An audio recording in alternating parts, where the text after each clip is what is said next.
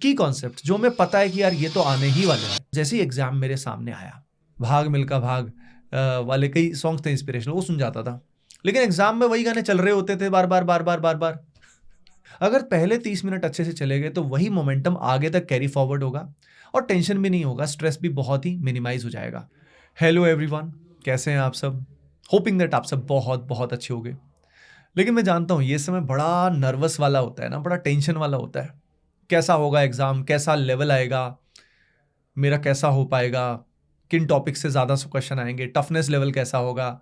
इतने सारे सवाल हमारे दिमाग में चल रहे होते हैं ना, जिस कारण स्ट्रेस और ज़्यादा बढ़ जाता है। देखो यार, हम सबका पर्पस क्या है? हम सबका पर्पस है कि डी डे यानी जिस दिन भी आपका एग्जाम है, जिस भी शिफ्ट में है, उसमें अपना बेस्ट देना, ताकि एग्जाम के बाद एक शब्द आप कतई ना बोलो। ये शब्द है काश।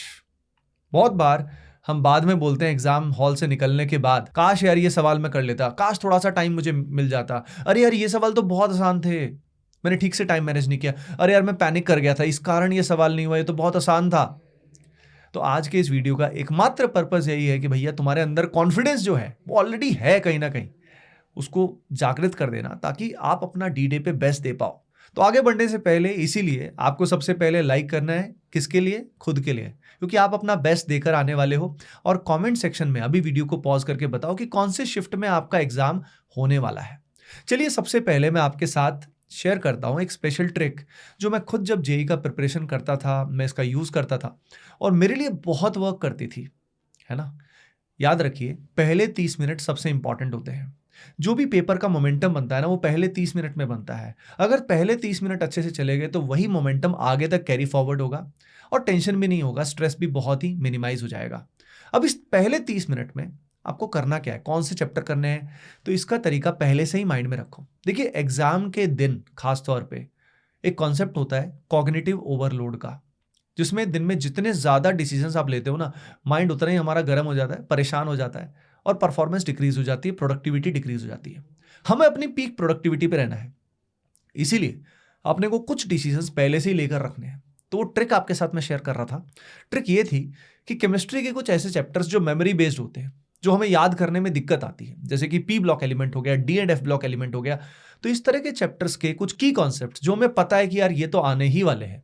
मैंने एग्जाम्पल दिया है, आप किसी और चैप्टर को भी चुन सकते हैं जिनसे क्वेश्चन मोर और लेस आता ही है। या फिजिक्स में फॉर एग्जाम्पल कुछ ऐसे फॉर्मूला बेस्ड चैप्टर्स जो आपको पता है कि यार ये फॉर्मूला मैं भूल सकता हूं और इससे क्वेश्चन ऑलमोस्ट आने तय ही है, जिसका आपको पता है कि क्वेश्चन आएगा ही, उसको आप सेलेक्टेड, ये मान लीजिए 5 से 6 क्वेश्चन आपके हो जाएं, इस तरह के चैप्टर्स को पकड़ लीजिए और जो हो सकता है आप भूल जाओ बाद में।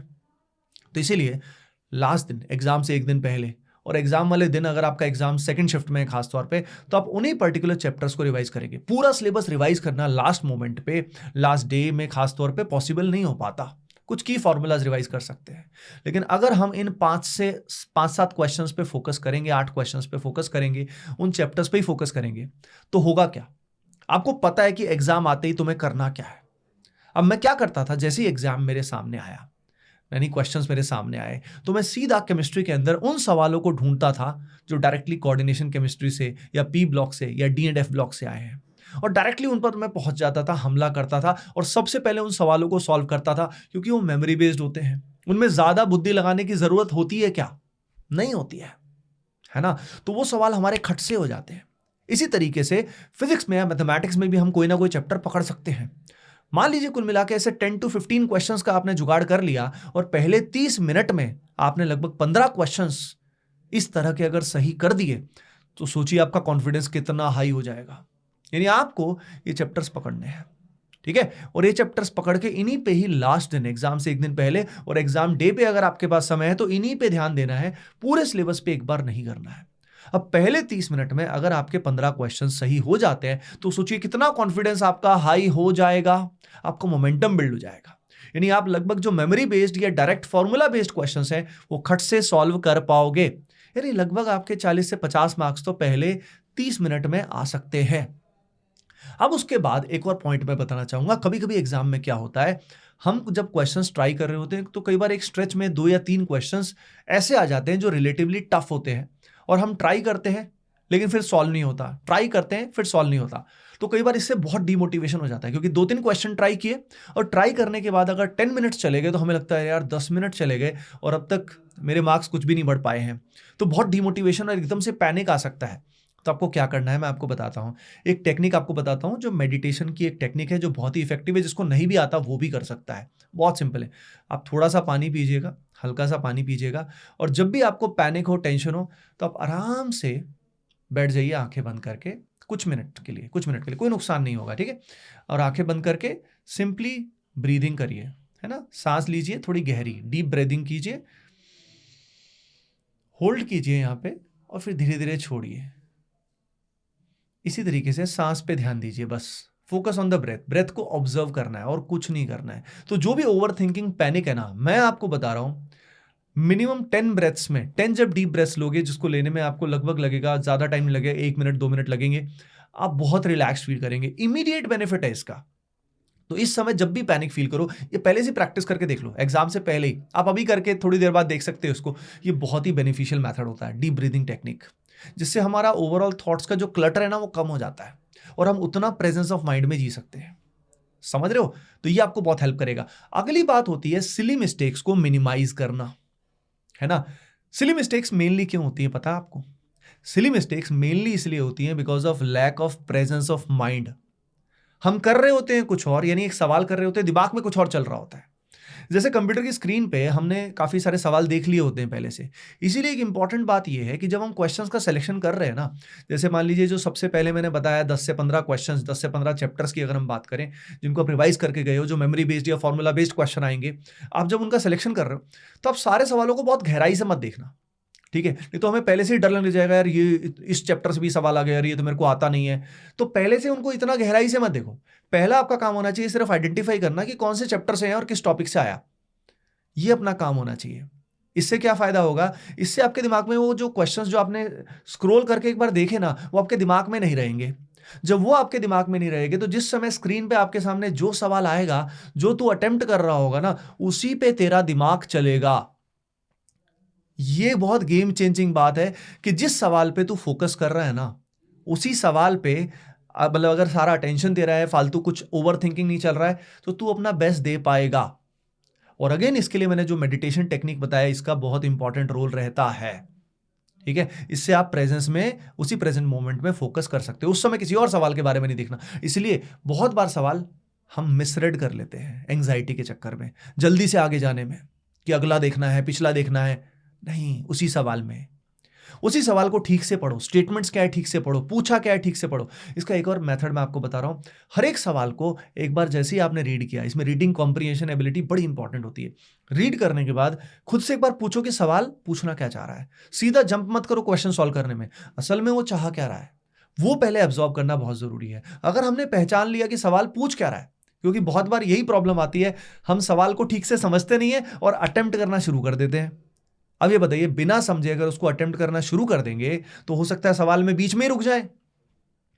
इसीलिए एक और बहुत इंपॉर्टेंट टेक्निक मैं आपको बताना चाहूंगा, वो होती है माइंड मैप टेक्निक, जिसके अंदर जो सवाल आते हैं, खास तौर पे अगर सवाल थोड़े डिफिकल्ट है, लेंदी है, तो पहले से ही उसको स्किम कर, यानी उसको एक बार समराइज करके दिमाग में उसका मैप बना लो कि भाई मैथमेटिक्स का सवाल है, लंबा सवाल है, अगर करना है तो इसमें ये 4 स्टेप करने पड़ेंगे और तब जाके फाइनली आंसर आ जाएगा। यहां पे प्रैक्टिस की तरह बिहेव नहीं करना है कि नॉर्मली प्रैक्टिस में क्या होता है, हम सवाल करना शुरू कर देते हैं कि हाँ यार कोऑर्डिनेट ज्योमेट्री का सवाल है, मुझसे हो ही जाएगा, चलो करना शुरू करता हूं। नहीं भाई, पहले समझ ले कि क्या तेरी अप्रोच होगी एंड तक अगर तेरी अप्रोच क्लियर है तभी आगे बढ़। समझ रहा है मेरी बात? ये बहुत इंपॉर्टेंट बात है। नहीं तो बहुत कॉमन बच्चे इसी में गलती कर देते हैं, सोचते हैं चैप्टर तो मेरा स्ट्रांग है, इसको सीधा करना शुरू करते हैं। सीधा शुरू करना आपके लिए बहुत घातक हासिल हो सकता है। अपार्ट फ्रॉम दैट, ये जो कॉन्सेप्ट मैंने पहले भी आपको बताया था, कॉग्निटिव ओवरलोड, जिसमें माइंड में बहुत तरह तरह की एंग्जाइटीज होती हैं। किस तरह की होती हैं? जैसे हम एग्जाम सेंटर पे जब पहुंचते हैं, तो सेंटर के आसपास हम बहुत कुछ देख रहे होते हैं, काफ़ी सारे लड़के लड़कियों को देख रहे होते हैं, और उसके अलावा आसपास के एटमॉस्फेयर को देखते हैं। अंदर जब हम एग्जाम हॉल में पहुंचते हैं, कंप्यूटर्स को देखते हैं, उस समय हमारा अदर थॉट प्रोसेस होता है, यानी बहुत सारी इंफॉर्मेशन हम गैदर कर रहे होते हैं। अब बहुत सारी इंफॉर्मेशन जब उस समय हमारी सेंसेस गैदर कर रही होती है ना, तो उसके कारण माइंड में क्लटर यानी और भी थॉट्स बढ़ जाते हैं। ये पक्का है, ऐसा होता है। इसका सोल्यूशन क्या है? इसका सोल्यूशन ये है कि अगर हो सके, अगर if it is possible for you, तो एग्जाम से एक दिन पहले भाई जो भी तेरा सेंटर है ना, उसको एक बार विजिट करके आ। सेंटर को विजिट करके आ, उसके आसपास बैठ थोड़ी देर, और वहां पे बैठ के वही वही मेडिटेशन का जो तरीका मैंने बताया वो मेडिटेट कर थोड़ी देर, लगभग 5 to 10 मिनट्स, है ना। घर वाले थोड़ा हैरान होंगे कि ये क्या कर रहा है हमारा बच्चा, लेकिन डोंट वरी, किसी और की सुनने की जरूरत नहीं है। वहां पे मेडिटेट करके पूरा विजुलाइज कर कि कल जिस समय तू आएगा कैसे तू रिलैक्स रहेगा, मस्त रहने वाला है।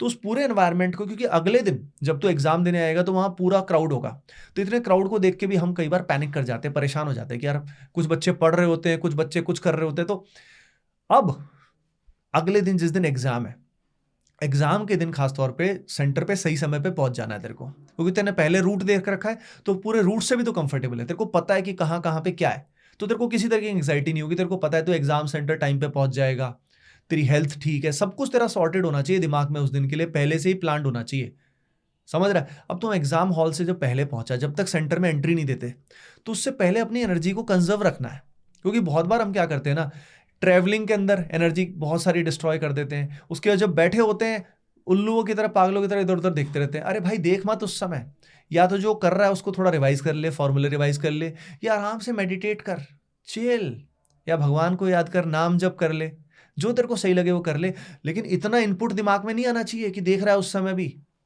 समझ रहा है, ध्यान रखना इस बात का। तो उससे क्या होगा, एंग्जाइटी नहीं होगी, तू रिलैक्स रहेगा, तेरे को एनर्जी कंजर्व करके रखना है, एक तरह से हाइबरनेशन में रहना है, तेरे को स्लीप मोड में रहना है। अब एग्जाम हॉल में एंटर कर गया, एंटर करने के बाद भी कई बार क्या होता है कि एग्जाम स्टार्ट होने से पहले भी टाइम लगता है, तो अपने पीसी वगैरह को पहले से ही सही से चेक कर लेना। तो कई बार क्या होता है, कई बार इट हैपेंस कि पीसी वगैरह ठीक नहीं दे रखा, तो पहले से ही बता देना उसको, पहले से अगर तुम चेक कर पाओ, देख पाओ, तो पहले ही चेक कर लेना, बाद में उस चक्कर में मत रहना, ठीक है। और उसके बाद अगेन एग्जाम शुरू होने से 15-20 मिनट पहले एनर्जी कंजर्व रखना। ये नहीं कि हॉल में बैठे हुए इधर उधर ताक झांक रहे हो, भैया बहुत एनर्जी वेस्ट होती है इसमें। मैं बिल्कुल प्रैक्टिकल बातें बता रहा हूँ, जो मैंने कहीं ना कहीं इतने सारे एग्जाम्स दिए हैं, क्रैक भी किया है, आईआईटी का भी, यूपीएससी का भी, प्रीलिम्स हो गया, यूपीएससी का मेंस हो गया, और भी न्यूमरस एग्जाम्स, तो मैं तुम्हें बता सकता हूँ कि ये सब चीज़ें ही होती हैं मोर और लेस। तो हम एनर्जी को कंजर्व रखेंगे। अब हमारा गेम है वो 3 घंटे का, और 3 घंटे मैंने बोला ना, पहले 30 मिनट आपका गेम चेंज करने वाले हैं भाई। अगर इस तरीके से आप चलोगे ना, तो एग्जाम होने के बाद जब आप बाहर निकलोगे, आपका ये जो शब्द है ना, जो काश, ये नहीं निकलेगा। आपका जो भी पोटेंशियल था ना, वो तुम अचीव करके निकलोगे, और तुम कुछ भी अचीव कर सकते हो यार, कुछ भी कर सकते हो। तो इस समय ओवर थिंकिंग दिमाग से निकाल के जो भी हमने किया हुआ है, देखो अब जो भी बचा हुआ समय है, एग्जाम से पहले की बात कर रहा हूं, उसमें अपने को क्या करना है कि we have to focus on our strengths, जितनी भी हैं, चाहे चाहे 100 में से हमारे या 90 में से हमारे 25 चैप्टर ही ठीक है, हमें उस पर ध्यान देना है। हमारा पर्पज है जो हमें आता है उसका सवाल मैं ठीक करके आऊं, जो नहीं आता भैया भाड़ में जाए, कोई बात नहीं, अगला अटेम्प्ट भी है मेरे पास, लेकिन जो मुझे आता है उस पर मैं फोकस करूंगा, है ना। इसके अलावा एक बात मैं तुम्हें और बताना चाहता हूं, तुम्हारे लिए एक सेशन लेके आ रहा हूं मैं, लाइव सेशन, जिसके अंदर 100 PYQs मैं कराने वाला हूं, 100 PYQs ऑर्गेनिक केमिस्ट्री के, और मेजॉरिटी कॉन्सेप्ट्स उसके अंदर कवर करने वाले हैं। उस सेशन का लिंक मैंने डिस्क्रिप्शन में डाल दिया है, तो भाई उस सेशन में जरूर आना, और पहले से ही फुल जोश में लाइक कर देना, बहुत हेल्पफुल सेशन आप सभी के लिए होने वाला है, ठीक है। तो भाई ये समय जो है, this time is about the right mindset, creating the right mindset. अब भी जो बचे हुए दिन हैं आपके, इसमें अपना माइंडसेट सही रखो, ठीक है। ऐसी जो भी चीजें आपको कमजोर करती हैं, जो आपको डिस्ट्रैक्ट करती हैं, एंग्जाइटी करती हैं, लिस्ट कर लो। जैसे मान लो आप बहुत सारे शॉर्ट्स देखते हो, मत देखो भाई, रील्स देखते हो, मत देखो, ठीक है। ऐसी कोई भी चीज जो आपका अटेंशन स्पैन को खराब करती है, उसको एक बार दूर कर दो। ब्रह्मचर्य का पालन तो इस समय मतलब अटमोस्ट है, एनर्जी आप किसी भी तरीके से लूज नहीं कर सकते यार, कंजर्व रखनी है उस समय के लिए पूरी की पूरी, ठीक है। उसके अलावा एक बहुत इंपॉर्टेंट पॉइंट मैंने मिस कर दिया, वो है आपकी डाइट। इस समय फूड का खास तौर पे ध्यान रखना है। एग्जाम से पहले हमें उतना ही खाना है जितना हमारे लिए हेल्दी रहे, हमारे ब्रेन की एक्टिविटी मैक्सिमाइज हो, और ब्रेन की एक्टिविटी मैक्सिमाइज होने के लिए नॉर्मली सात्विक फूड जो होता है वो बेस्ट होता है। जैसे हल्का फुल्का फ्रूट्स खा लिया, चपाती ले ली, हल्की फुल्की दाल के साथ खा लिया। ये नहीं कि उस समय हमने हैवी फूड खा लिए, जैसे मैं कई बार ये गलती कर लेता था, पराठे वगैरह खा लिए भैया। अब पराठे या ऑयली फूड वगैरह में क्या होता है, तमस होता है। अगर हमारे तमस हम जितना यूज करेंगे तो एग्जाम में लेथार्जी आएगी, ये पक्का है। दूसरा, कैफीन के यूज के बारे में भी मैं आपको बता देता हूं। आपके दिमाग में आ रहा होगा सर चाय पी लें, रेड बुल पी के चला जाऊं, ये कर लूं वो कर लूं। देखो कैफीन के ना शॉर्ट टर्म में फायदे होते हैं, वो अपने को शॉर्ट टर्म में एकदम एक्टिविटी हमारी बढ़ा देता है और हमारा फोकस बढ़ जाता है। लेकिन उसके बाद क्या होता है, कुछ समय के बाद जब उसका इफेक्ट चला जाता है ना, तो हम काफी ड्रेन्ड, हमारी बॉडी और भी ज्यादा ड्रेन्ड, यानी उसके जब लो आते हैं ना तो बहुत नुकसान करती है वो। ठीक है, तो अगर तुम्हारी हैबिट रही है कैफीन का यूज करने की तो हाँ हल्का फुल्का कर सकते हो, अदरवाइज आपको उसकी कोई भी नीड नहीं है। ठीक है, और अगली इंपॉर्टेंट बात, एग्जाम से पहले सही सोना। यानी अभी जो बचा हुआ समय है भैया, चमगादड़ की तरह 3-3, 4-4 घंटे मतलब ही सोने से नहीं बनेगा बात। आपको एक अच्छा स्लीप कम से कम 6-7 घंटे इज नीडेड। और जिस भी बच्चे को सोने में दिक्कत आती है कि सर रात को नींद आने में दिक्कत आती है, तो अगेन जो मैंने मेडिटेशन बताया आपको, एक ही बताया है, डीप ब्रीदिंग वाला, वो आपको हेल्प करेगा। ठीक है, वही डीप ब्रीदिंग का मैंने बताया था ना आपको, किस तरीके से आपको इनहेल करना है, फिर आपको होल्ड करना है और फिर आपको एक्सहेल करना है धीरे धीरे। इस तरीके से आपकी बॉडी रिलैक्स्ड फील करेगी, नींद भी बढ़िया आ जाएगी। अच्छा, जिन भी बच्चों को बहुत ही एंग्जाइटी हो रही है ना, एक और मैं तरीका बता रहा हूं जो आपको बहुत हेल्प कर सकता है, वो है आप हनुमान चालीसा जो है वो बैकग्राउंड में रन कर सकते हैं। ठीक है, या बजरंग बाण जो है वो बैकग्राउंड में रन कर सकते हैं, या हरे कृष्णा महामंत्र आप सर्च कर सकते हैं, वो बैकग्राउंड में रन कर सकते हैं, वो भी आपको हेल्प करेगा। कई बच्चों के दिमाग में आएगा सर क्या हमें म्यूजिक इस समय करना चाहिए, म्यूजिक हमें सुनना चाहिए चाहे मोटिवेशनल हो जैसा भी। मैं आपको बता रहा हूं, आपको म्यूजिक नहीं सुनना चाहिए। कुछ स्पेशल बीट्स होती हैं वो आप सुन सकते हो। ठीक है, या कुछ जैसे मैंने आपको बताया भजन जो है स्पेशली, ये कुछ ये आप सुन सकते हो, वो बढ़िया रहते हैं। लेकिन नॉर्मल म्यूजिक में क्या होता है, जिसमें लिरिक्स होते हैं खासतौर पे, वो आपको इंटरफेयर करते हैं। जैसे मान लो मुझे याद है कि मैं कई बार एग्जाम से पहले ये वाला जो गाना था ना मिल्खा सिंह का, भाग मिल्खा भाग वाले कई सॉन्ग्स थे इंस्पिरेशनल, वो सुन जाता था। लेकिन एग्जाम में वही गाने चल रहे होते थे बार बार बार बार बार बार, तो वो हमारे पढ़ाई को, हमारे क्वेश्चंस को हिंडर करते हैं वो मोटिवेशन।